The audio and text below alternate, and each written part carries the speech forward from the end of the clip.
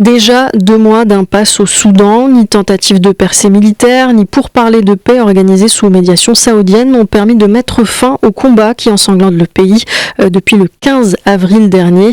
Pierre Boudias, bonjour. Bonjour Soukaina, bonjour à toutes et à tous. Principale victime donc de cette guerre fratricide entre paramilitaires et l'armée régulière, les civils qui manquent chaque jour un peu plus de tout. Oui, et c'est particulièrement vrai dans la capitale Khartoum où des quartiers entiers n'ont plus accès à l'eau potable et où l'électricité n'est disponible que quelques heures par jour. Pire, dans une ville où les bombardements font chaque jour de nouvelles victimes collatérales, seuls 20% des structures sanitaires seraient encore en état de marche.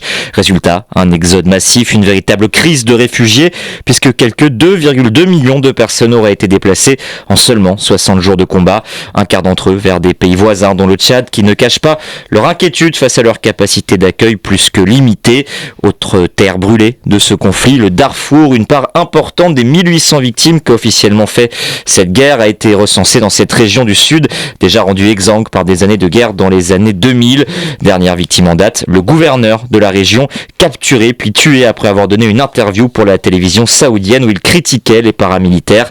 Le gouffre qui oppose les partisans du général Al-Bourhan et de son armée régulière et ceux des forces de soutien rapide du général Mohamed Hamdan Daglo semble donc plus large que jamais. Aucune des 13 trêves signées jusque-là n'ont véritablement été respectées. Un dialogue de sourds qui pousse la communauté internationale à se concentrer sur l'aide humanitaire.